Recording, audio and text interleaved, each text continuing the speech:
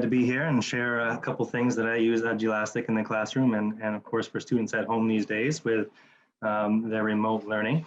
You can go to the next slide.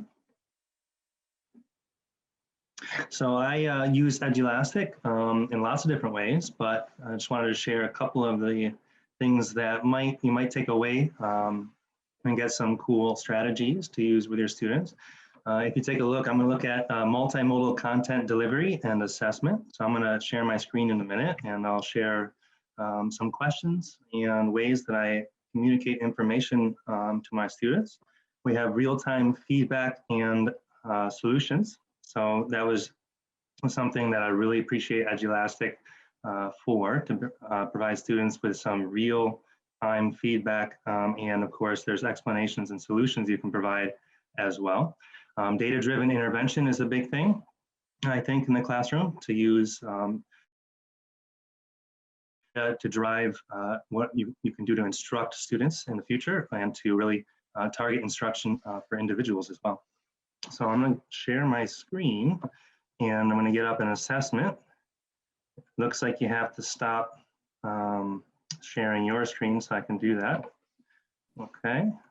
I just stopped. Let me know. Yep, I got it. I think it's coming through.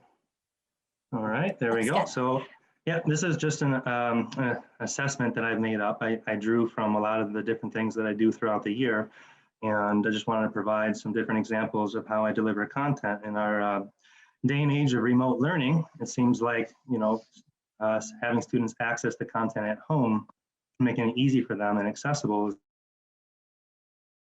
the things that Edulastic does. So I'm just going to view this as how the students would see it. All right, and so I'm going to show you just a couple different questions in different ways that I provide information for the students and ways that they can access the content at home. So each of these questions I'm going to go through shows you something a little different, just to give you an idea and some strategies and some ways that you can provide instruction either remotely or even in the classroom. This first question here is a passage question where students can read and take a look at some diagrams and even embed videos.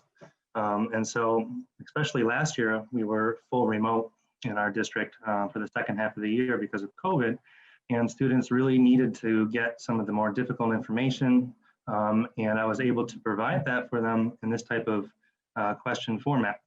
So I would select the information for them to use. I would pull information and diagrams and kind of build lessons and structures using this type of passage question.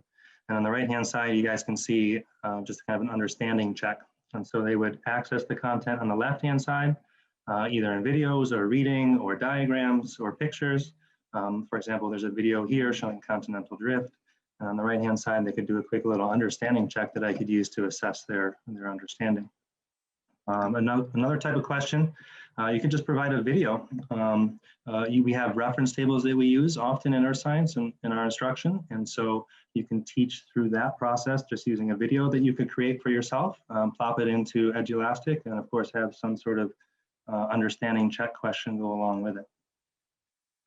Edulastic is one of my go-tos for multiple ways of assessing students. So for example, I provide a video at the top, and then assess their understanding of, in this particular content is, what did I put up there? Yep, mantle convection.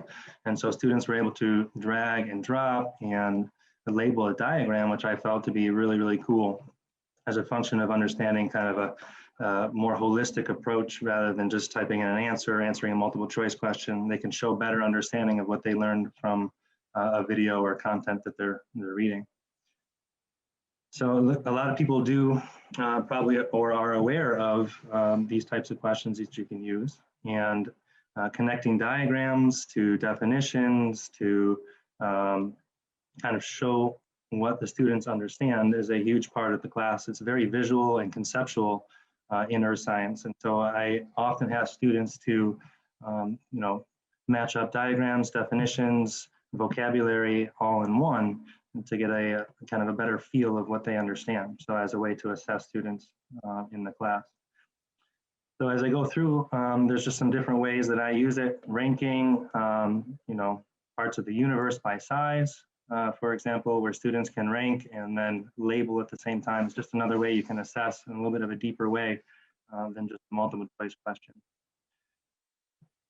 We do a lot with the moon phases in earth science and astronomy. So students are able to show what they understand by dragging, dropping, and labeling things like the moon phases, which is a great way to assess students as well. So you can teach them some content through that, and then they can show what they know beyond just some of the basic understanding.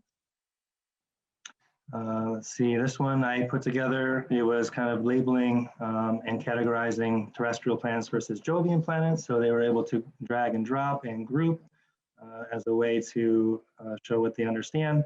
Students are often a lot more engaged when you do this kind of question. They tend to show also, they're able to label a bunch of them correctly, but show some gaps in their understanding in just a few areas. And so it does pull a larger way of assessing the students than just picking A, B, C, or D. Just a couple more. Also, we do life cycle of stars, for example, and you can do this in lots of different science content, I would imagine, and lots of different subjects. It's just dragging and dropping and sequencing is another way I assess students using Edulastic.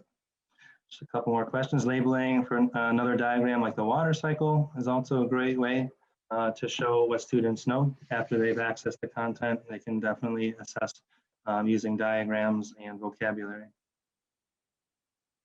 And also graphic organizers. So I do this every once in a while where I take graphic organizers where students have to drag and drop and label and show more of their understanding about what's different or similar between some of the things that we are learning about, as well as accessing definitions and matching them up with vocab terms. So that was just a group of questions that I kind of put together from various pieces of instruction throughout the year. And it's able to show you how we can use Edulastic to, although also deliver content, but also assess the content that you delivered, kind of all in one stop shop. If you want to project the next slide. Cool. You can go on to the next one, I believe. And that was the sample assessment that I just shared. So one more. All right. So one of the things that I use Edulastic for also is the real-time feedback and solutions. And so when students are in class, they might be taking an assessment or a quiz or just doing a quick warm-up, answering questions. And I'll actually project live on my screen what you see at the top here, the kind of the performance summary. And so I'll just project that they won't see their names or any of the personal information. And they can see what questions seem to be a little bit more difficult. And students are highly engaged with that. When they look up at the screen, they hit enter on their or submit their answers, and then they can see, a kind of real-time live feedback of what the class is doing and maybe what they're individually doing as well. And also, when students are doing this, they'll get provided with feedback and solutions that you can enter in for the questions. So if you go to the next slide, for example. And so I often put in explanations to the answer. So if they're working at home on a homework or maybe a quiz and they get the feedback afterwards, you can write in either little sentences or paragraphs describing why the correct answer is correct.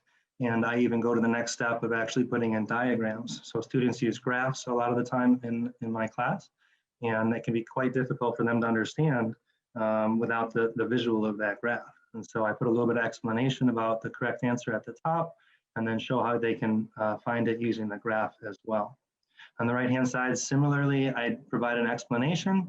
In this case, it was about barrier islands and their formation, but I also included a video that shows the process of formation as well. So making it a little bit more concrete, providing the explanation and feedback, and even extending their learning with a video. So that's the real-time feedback and solutions. On the next slide, please. All right, so in class, like I said, I do provide a chance for students to see the kind of the real-time feedback, similar to what you see at the top of the screen here.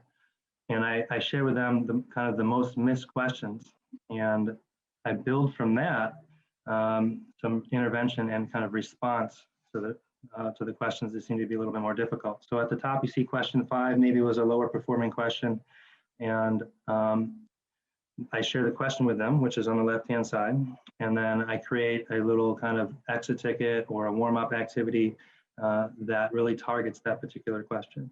And so for the questions that seem to be a little bit more challenging for students, you can immediately build some feedback that maybe they walk in the next class that you're working on with them to kind of catch them up or fill in their understandings that they might have missed from the previous class. And so data-driven instruction is really something that is useful using the feedback that you can get pretty immediately from the program.